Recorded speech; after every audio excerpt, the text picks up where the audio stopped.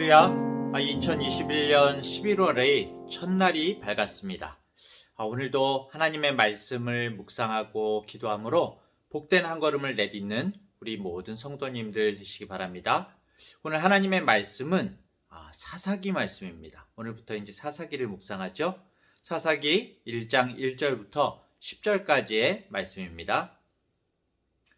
여호수아가 죽은 후에 이스라엘 자손이 여호와께 여쭈어 이르되 우리 가운데 누가 먼저 올라가서 가나안 족속과 싸우리이까? 여호와께서 이르시되 유다가 올라갈지니라. 보라, 내가 이 땅을 그의 손에 넘겨주었노라 하시니라. 유다가 그의 형제 시므온에게 이르되 내가 제비 뽑아 얻은 땅에 나와 함께 올라가서 가나안 족속과 싸우자. 그리하면 나도 네가 제비 뽑아 얻은 땅에 함께 가리라 하니 이에 시므온이 그와 함께 가니라.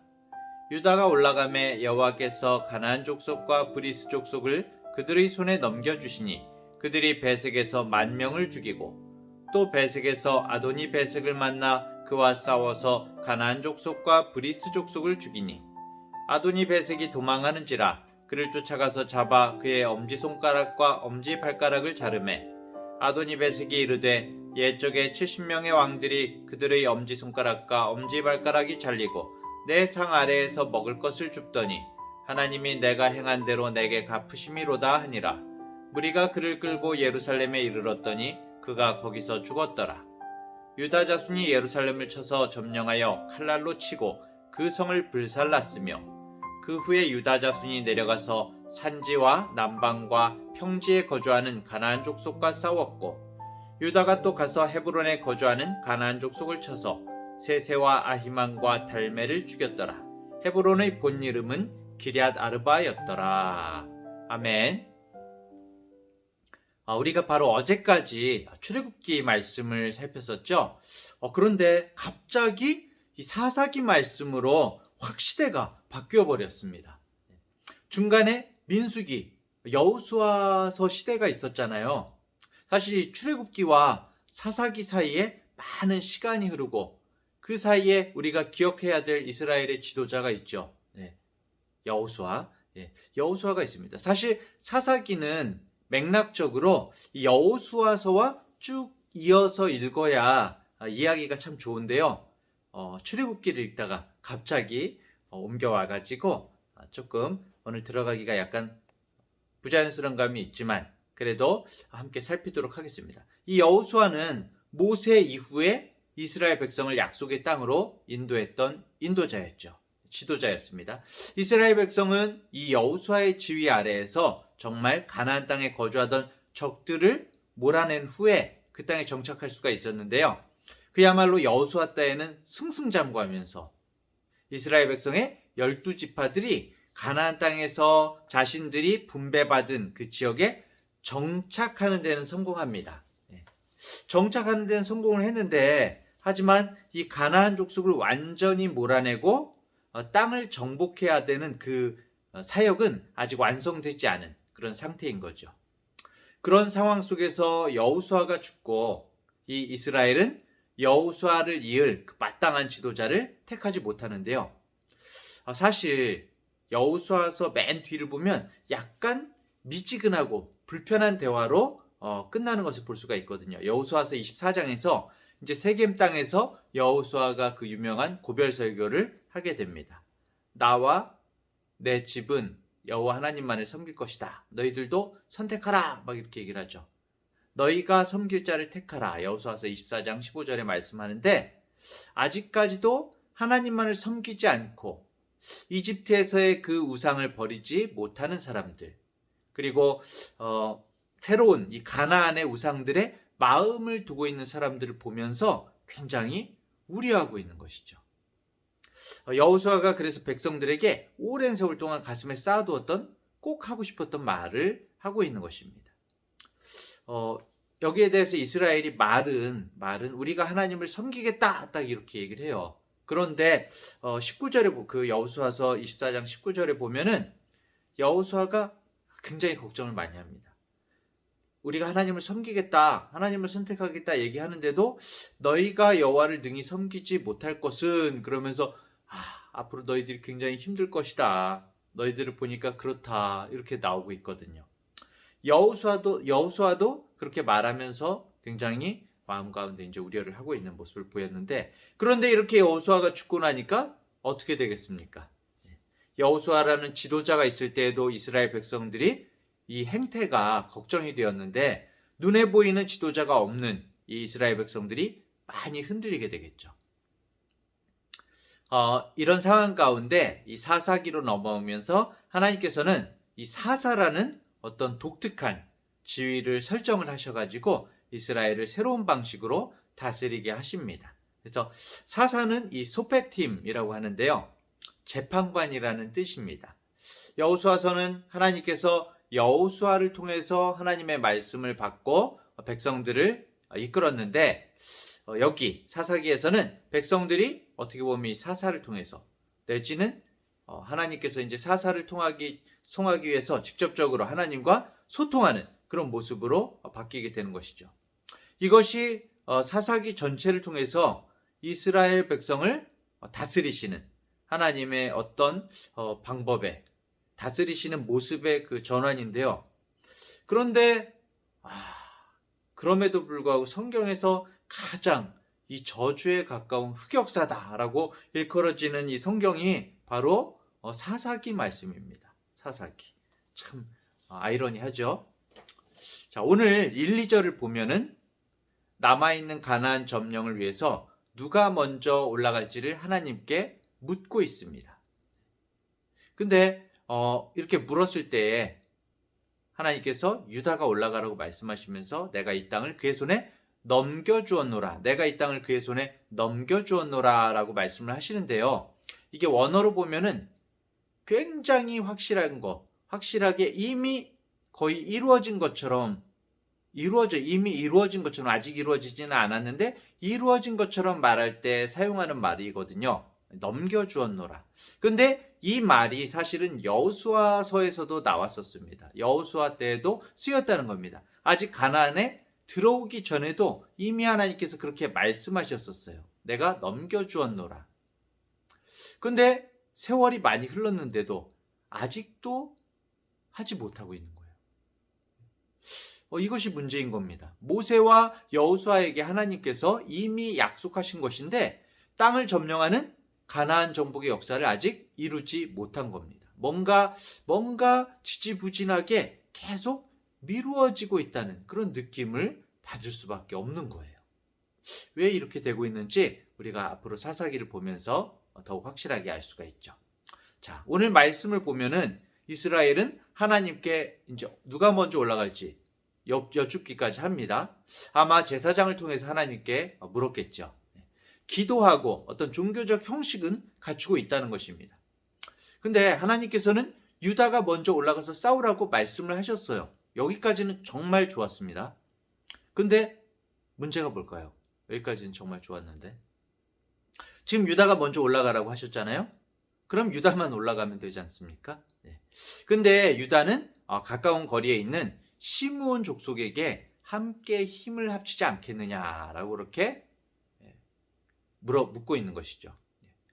이번에 함께 올라가서 싸워주면은 다음번에 그 시므온 지파 너희가 전쟁할 때 도와주겠다는 거죠. 이렇게 제안을 하는 거죠. 이 제안에 시므온 지파가 선뜻 응하게 됩니다. 사실 이 유다와 시므온 지파는 형제 지파죠. 실제로도 유다와 시므온이 둘 다 한 어머니인 레아에게서 이제 나온 그런 어떤 가까운 아들들이죠. 시므온 지파가 분배받은 땅이 유다 지파의 영토하고 이렇게 거의 이렇게 겹쳐 있어가지고 굉장히 전략적인 부분에서는 이렇게 할 수도 있을 것 같습니다.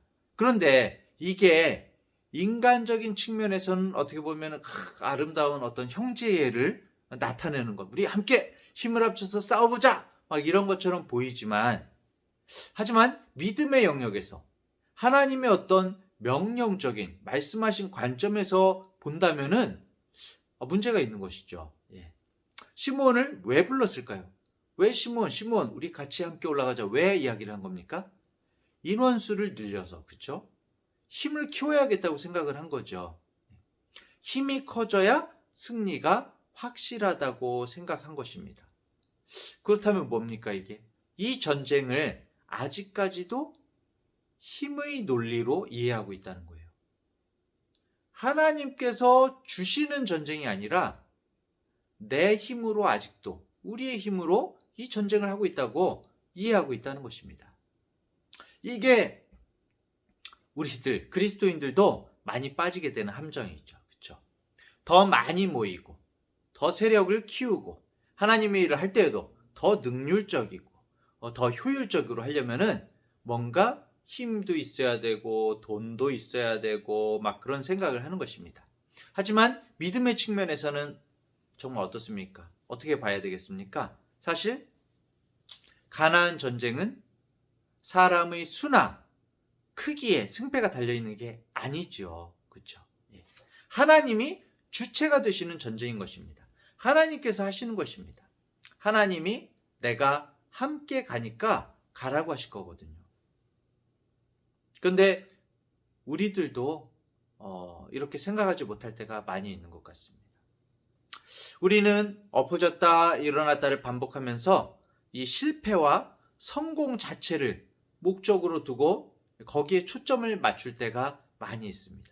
하지만 그런 것들은 사실 하나님의 시각에서는 의미가 없는 것이죠. 하나님께서는 우리가 순종하는가, 온전히 하나님만을 의지하는가를 보고 계신 것이죠. 그런 것들을 통해서 하나님이 정말 우리 인간에게 지향시키고자 하는 초점은 딱 하나입니다. 정말 하나님을 보는가, 정말 그리스도를 보는가이죠. 이게 성경 전체가 이야기하는 것입니다. 정말 나 자신의 능력, 우리의 넘어짐과 어떤 일어섬이 우리의 관심인 것이 아니라 정말 하나님과 동행하며 그분의 말씀을 들어야 한다는 것이 성경에서 누누이 우리에게 말씀하시는 메시지인 것이죠. 자, 우리는 그리스도 없이 우리의 노력과 의지로 하나님을 바로 섬길 수 없는 존재들입니다. 그래서 여호수아도 많이 아까 보니까 매우 걱정했지 않습니까? 실제로 이 사사기 시대에 하나님이 직접 경영하시고 통치하시는데도 이스라엘 백성들이 계속 삐딱선을 타게 되는 거죠. 제대로 아직까지도 깨닫지를 못한 것입니다. 자, 계속해서 4절 6절을 살펴보면요. 자, 4절 6절을 보면은 결국 이렇게 협공에서 올라가서 대적을 10,000명을 죽이게 됩니다. 그렇죠? 여기서 이제 아도니 베색이 나오는데요. 이 아도니 베색은 이름이 아니라 베색 지역을 통치하는 왕을 가리키는 것입니다. 바로 같은 거죠. 이집트의 바로. 아도니 베색과 같이 이 가나안 땅에 있는 각각의 도시와 성읍마다 이런 왕이 다스리고 있었습니다. 그런데 어떻습니까? 이 아도니 베색을 잡았어요. 잡아서 죽이지를 않고 엄지손가락과 엄지발가락을 잘랐다고 나옵니다. 그리고 예루살렘으로 끌고 갑니다. 도대체 또 여기서 뭐가 문제가 되는 걸까요? 문제가 있어요? 이렇게 물으실지 모르겠는데 사실 이 적군을 죽이지 않고 신체의 어떤 일부를 자르거나 하는 것은 이게 사실은 가나안 문화였어요. 가나안 문화에서 이런 행태가 많았습니다. 아니면 이제 그 중근동 일대에 그런 행태가 있긴 했는데 적장을 모멸하고 창피를 주고 자신들의 전리품으로 삼는 거죠. 가나안에 들어온 지 이제 오랜 세월이 흐르면서 이스라엘도 여러 면에서 이 가나안 문화에 물들고 있었던 것입니다. 가나안 문화 방식의 전쟁, 어떤 그 패턴에 따라서 전쟁을 하고 있었던 거예요. 하나님은 손가락 발가락 자르라고 명하시지 않고 진멸하라고 말씀하시거든요. 자, 이 7절 하반절에 보면 어떻습니까? 아도니베섹이 죽기는 죽었는데, 그렇죠? 예루살렘으로 끌고 갔죠. 끌고 가가지고 그가 거기서 죽었더라. 스스로 죽은 거예요. 자연사를 한 겁니다. 자연사를 할 때까지 죽이지 않고 계속 창피 주고 자신들의 전리품으로 삼고 자신들의 전과를 계속 드러낸 거예요. 하나님의 진멸의 명령을 따르지 않은 거죠. 베색의 왕을 끌고 와서 두고 전리품을 삼아서 그들의 어떤 이스라엘의 전쟁의 결과에 대한 영광을 자기들이 계속 취하려고 한 것입니다. 아도니베섹이 자연사할 때까지 그들의 승리를 맛보고 누리는데 계속 써먹었던 거죠. 어떻게 보면 이런 모습은 하나님의 영광을 빼앗는 그런 모습이라고 할 수가 있는 것입니다. 이런 모습은 우리에게도 있습니다. 입으로는 은혜로운 표현으로 모두 다 주님이 하셨습니다. 주님이 모두 다 주셨습니다. 모두가 주님의 뜻입니다. 라고 말은 해도 아까 말씀드린 것처럼 숫자가 많고 힘이 많고 스펙이 많아야 안심이 되고 눈에 보이는 것들이 우리를 받쳐주고 실질적인 능력이 된다고 생각을 하죠. 그리고 모든 영광을 다 나에게로 가지고 옵니다. 이것은 정말 우리가 다 속고 있는 것입니다. 자기 기만에 빠지는 것입니다. 승리를 주신 하나님께 영광을 돌리지 않고 그 전리품을, 그 영광을 자기들이 짜릿하게 누리는 것이죠. 이 이스라엘의 전쟁은 하나님이 넘겨주셔서 얻는 승리의 결과일 뿐이거든요. 그렇다면 모든 영광을 하나님께 돌려드려야 하는 것이죠. 오늘 사사기 1장 처음부터 이 사사기는 여호수아서 마지막에 지적했던 대로 이스라엘의 영적인 상태가 얼마나 혼잡해져 있는지를, 순전히 하나님께 영광을 돌리는 것에서부터 얼마나 멀어져 있는지를 우리에게 보여주고 있는 것입니다. 그래도 이제 10절 마지막에는 어떻게 됩니까? 기럇 아르바, 헤브론을 이제 점령을 하게 되죠. 유다가 가나안 족속을 다 치고 헤브론을 점령을 하게 됩니다. 기럇 아르바는 고대의 장대한 거인족들이 사는 지역이라고 이제 성경의 주석에도 나오죠. 그 지역을 유다 백성들이 결국에는 이제 승리를 한 것입니다. 하나님께서 이런 이스라엘의 부족한 모습에도 불구하고 하나님께서는 유다에게 승리를 주셨습니다. 하나님께서 이 땅을 주시겠다고 약속하셨기 때문이죠. 하나님은 약속에 신실하신 분이십니다. 모든 과정 속에 사실은 우리의 삶 속에 우리의 연약한 점이 얼마나 많이 있습니까?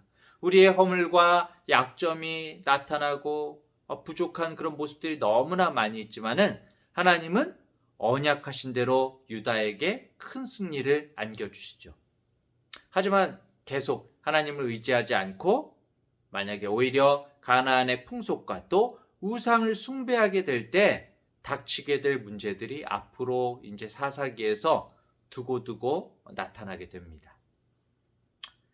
사랑하는 중앙대학교의 성도 여러분, 오늘 눈에 보이는 숫자와 힘과 돈과 세상이 부러워하는 능력이 우리의 능력이 아니라 오직 하나님이 능력이심을 정말 진실로 믿고 고백하는 복된 성도님들이기를 축복합니다. 모든 삶의 영광을 하나님께 돌려드리고 오늘도 주님과 동행하며 주님께 귀 기울이며 하루를 걷는 우리 복된 성도님들 되시기를 간절히 축원합니다. 기도하겠습니다. 하나님 아버지, 여호수아의 우려와 같이 정말 조금씩 눈에 보이는 세상의 것들, 가나안의 문화에 잠식되어가는 이스라엘의 모습을 보게 됩니다. 유다가 하나님의 말씀에도 정말 담대히 주님 말씀만 믿고 나아간 것이 아니라 시므온 족속에게 힘을 합치자고 구하는 모습을 보면서 우리 자신은 정말 모든 삶의 기로에서 주님만을 바라보며 세상을 살고 있는지, 자칫 눈에 보이는 숫자와 힘과 재산과 온갖 화려한 것들, 명예들, 세상이 부러워하는 것들을 의지하면서 살고 있지는 않은지 돌아보게 됩니다. 주님, 모든 것을 주님께서 하셨다고 말은 하면서도 아도니베섹을 전리품 삼아서 자신들의 승리를 영광으로 즐기려는 이스라엘의 그 모습들, 주님, 우리들의 모습 가운데에서도 그런 모습이 나타나지는 않는지 돌아봅니다. 이제는 나 사는 것 아니요 주님께서 내 안에 사신다고 말만 하는 우리의 삶이 되지 않게 하시고 모든 영광을 주님께 돌리는 삶을 살게 하여 주시옵소서.